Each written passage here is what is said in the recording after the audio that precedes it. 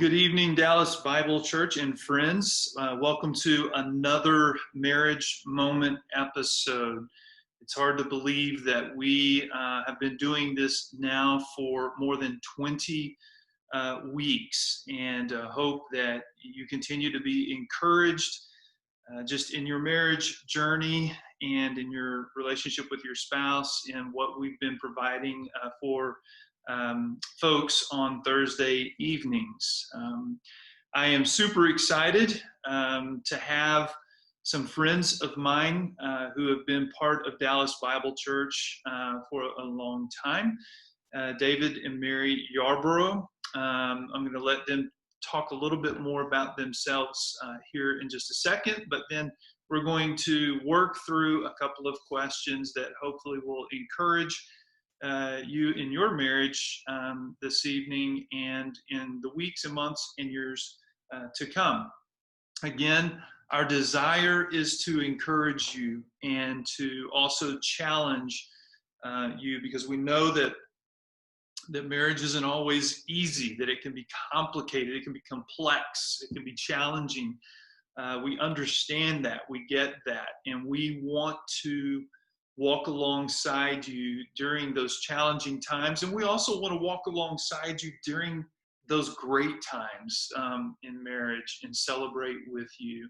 Again, just to remind you, if you need anything from us here at Dallas Bible Church, if you need some help with your marriage, if you need to talk about maybe getting some counseling, please don't hesitate to reach out to us here at the church. Okay, you can email me, Brian at dallasbible.org. You can call the church office here.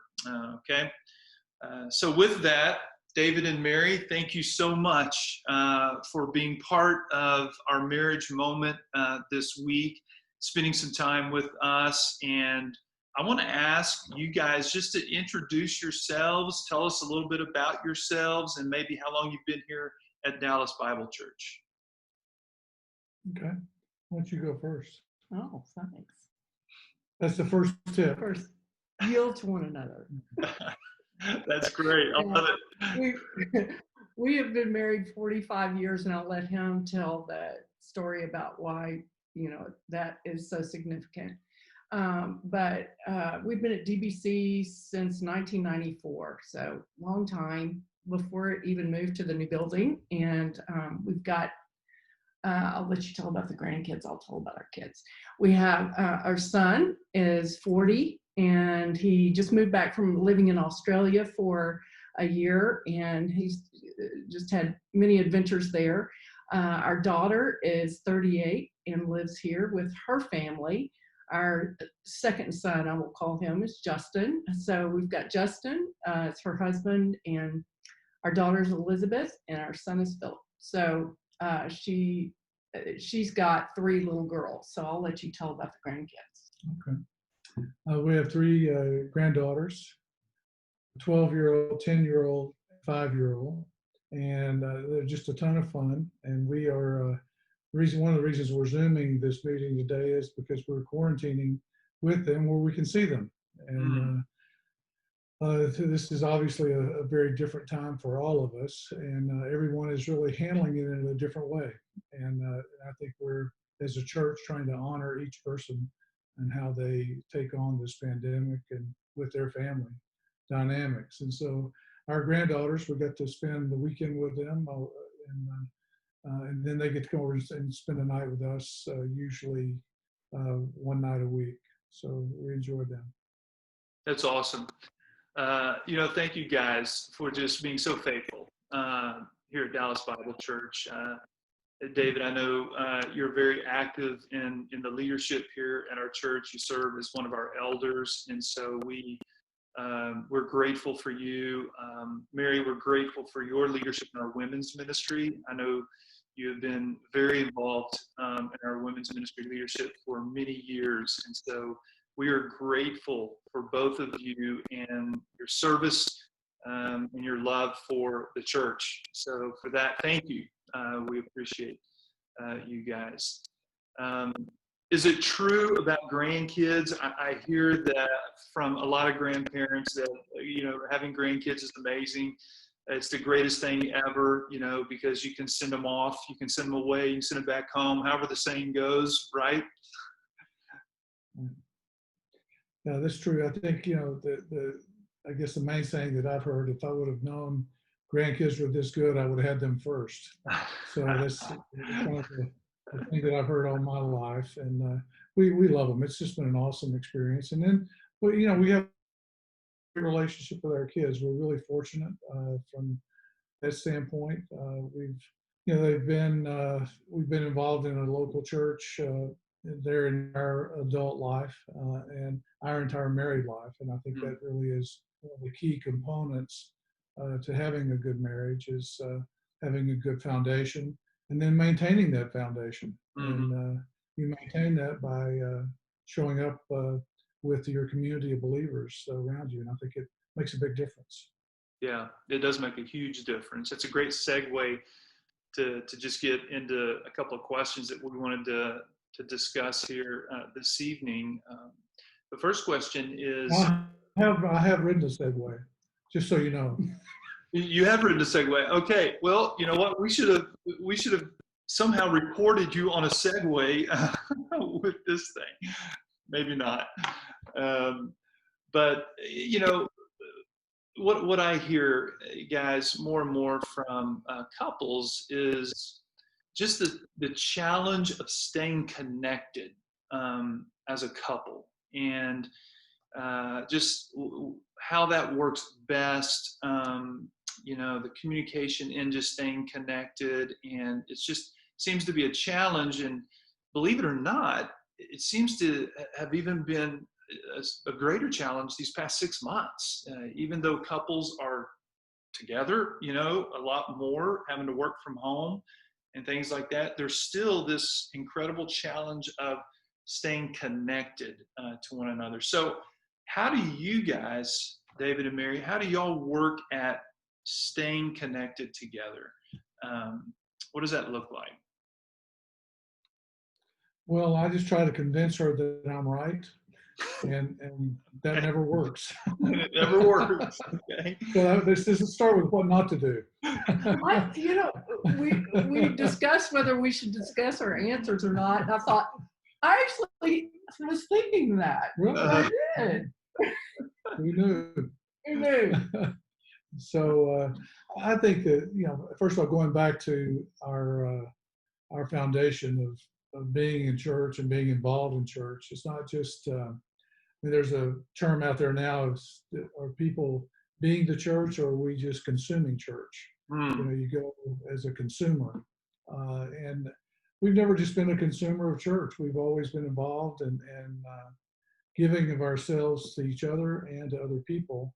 And I think that's helped us. But we are, especially early on, we're just as self-centered and wanted our own way as much as anyone else. And like Mary always says, for the first 20 years of our 45 years, that we almost killed each other.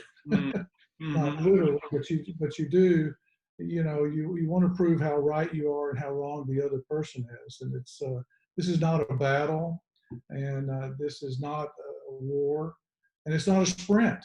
It's a long race, and you decide what you want the end to be, and then you learn how to navigate all of the different obstacles that come throughout the balance of the race. But you know what you want the end to be. You want to be together.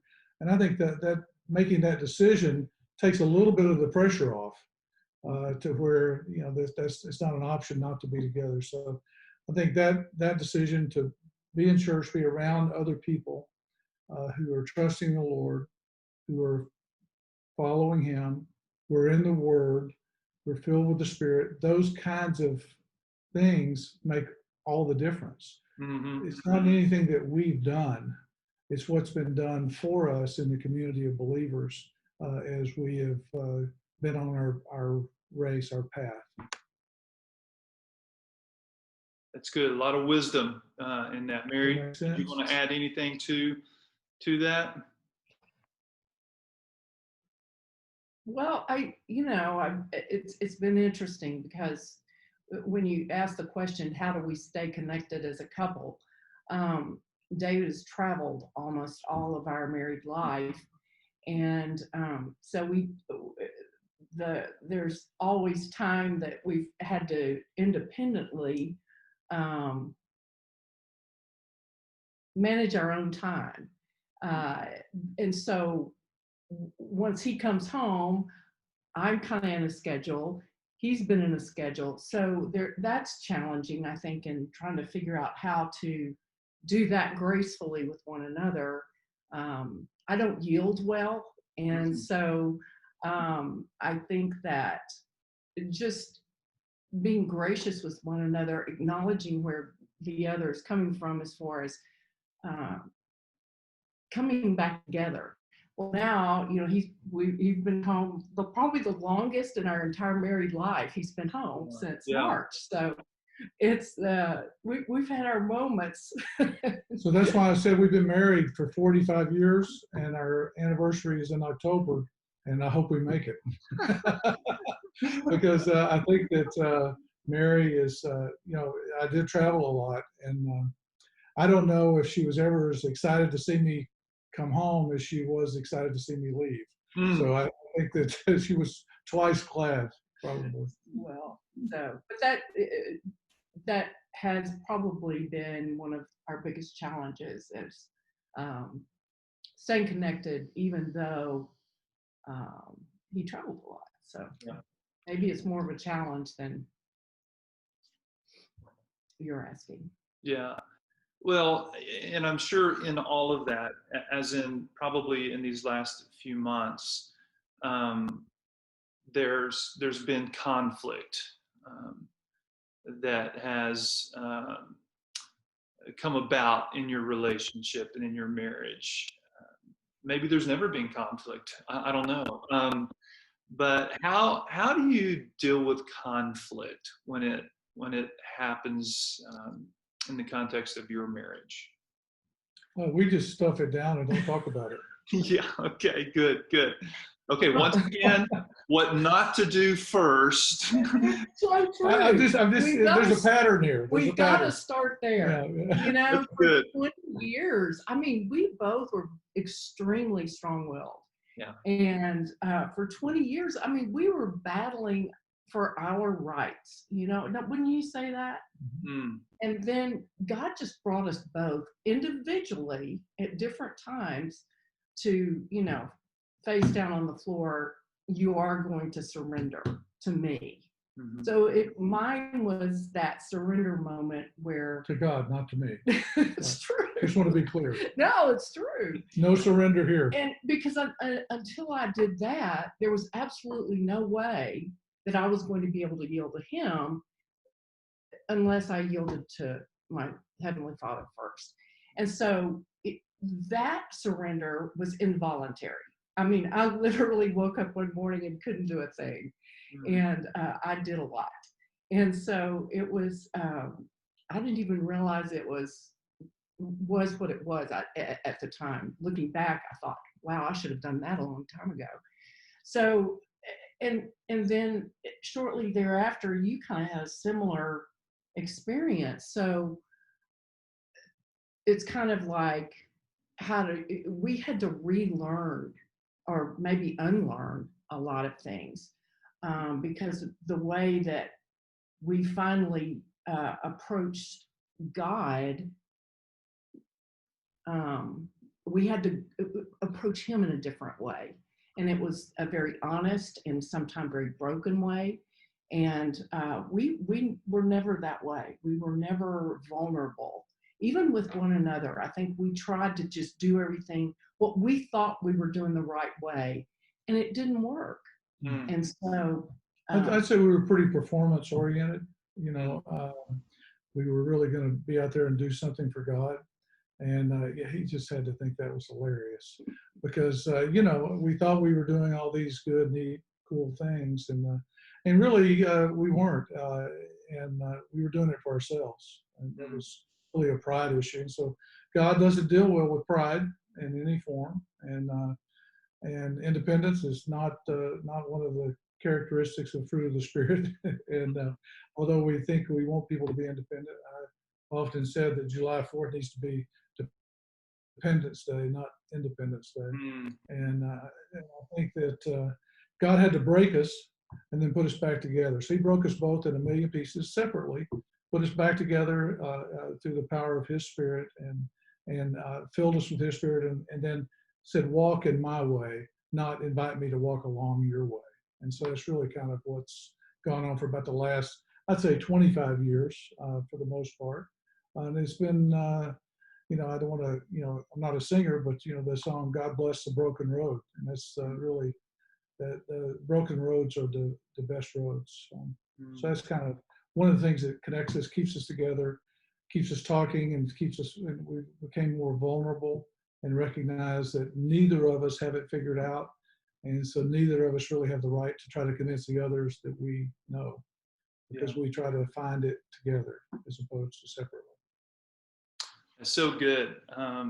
So what I heard you say is when Christ is central, then it doesn't necessarily mean that the road is going to be easy or smooth. There's still going to be bumps in the road, but when he's central, the focus is especially when conflict comes up or anything in the context of your relationship, because you're both working towards pursuing God individually, and that when that conflict does come, that it might be a little bit easier to enter into and deal with that because of your individual pursuit of God and him being number one in your life and him being number one in your marriage.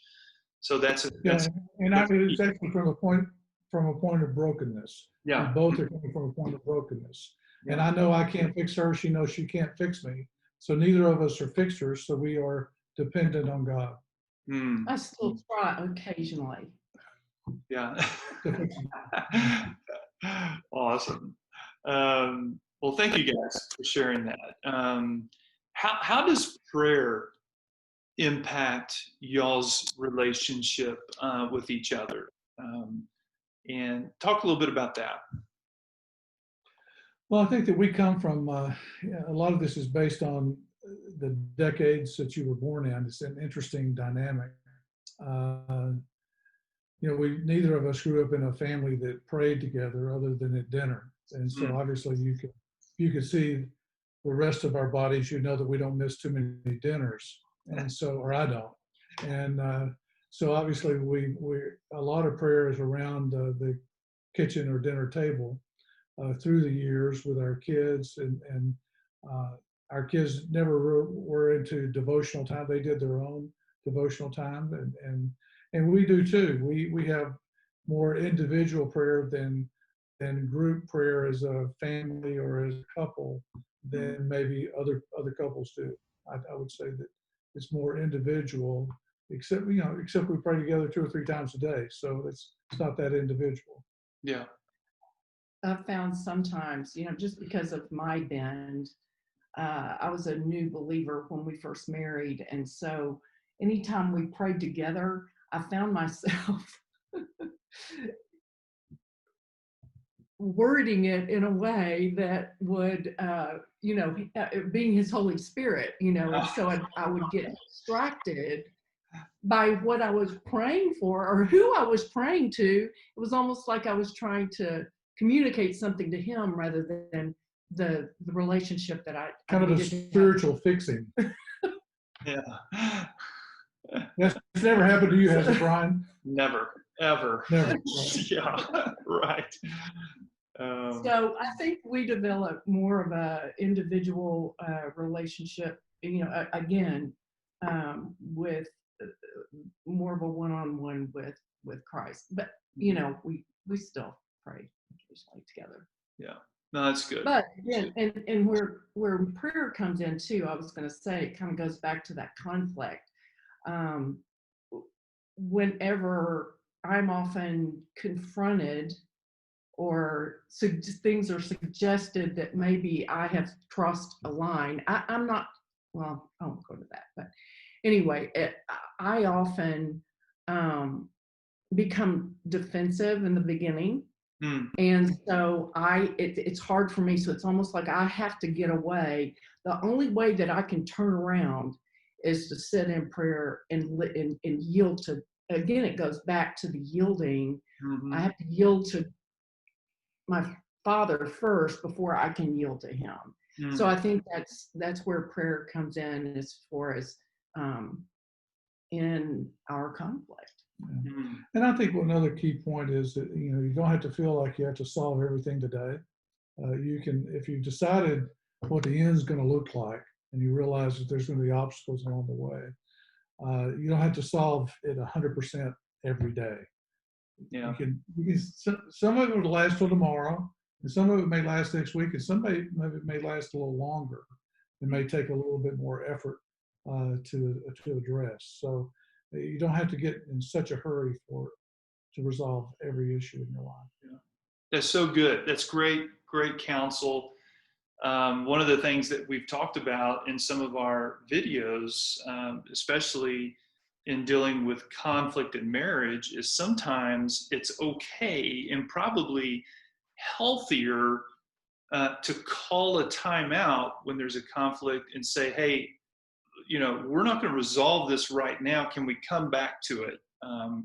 In a day or two, but set that time to come back and work through it. So that's great advice. You don't have to figure it all out and resolve everything. And also, God really works through the power of His Spirit inside of both of you by the time you come back together, and you may have different answers. In fact, most probably you'll have different answers than you would have come up with at that moment. Yeah, so good. Well, David and Mary, as we get ready to wrap this up, what is one piece of advice that you guys would share with just another couple in their marriage, and what would y'all want to share with them? You broke up just a little bit there. So you said, what do we want to share with them in regards to being married? just any kind of advice as it relates to marriage. I want to kind of wrap our time up with you guys giving some advice to those married couples out there. I got nothing. I'm kidding. So, well, that's a wrap, guys. And that's a wrap. So, no, I think that the key component is, really, quite honestly, is to figure out a way to laugh. Because this isn't all that serious. Let's have a little fun along the way. And yes, I'm not always funny, but I'll always try to be. Mm-hmm. And it makes her laugh either with me or at me. And either way, it's a laugh. It's a win. So I think laughter is an important thing. I think, again, the community of faith, I think, is the critical part of a married life. It's you've got to engage with your church body, individuals in your church, whether it's life groups or, we do the Connect group at DBT. One of the reasons that we do is because we see how hard it is to connect for couples to come in and connect. And whether you're moving in from out of town or you're different generationally, or it's just different in a thousand different ways. And so we think getting connected, staying connected is critically important, and people are a big part of that. But after you get the Holy Spirit right. And I would add completely, maybe it does complement it. We talked about that brokenness, Brian. I think in the beginning, whenever we found ourselves there, it was very, very scary. And so I would tell couples not to be fearful when things kind of fall apart, and because that's exactly where we found that intimate relationship with the Lord. And it's in that vulnerability and that transparent honesty with God.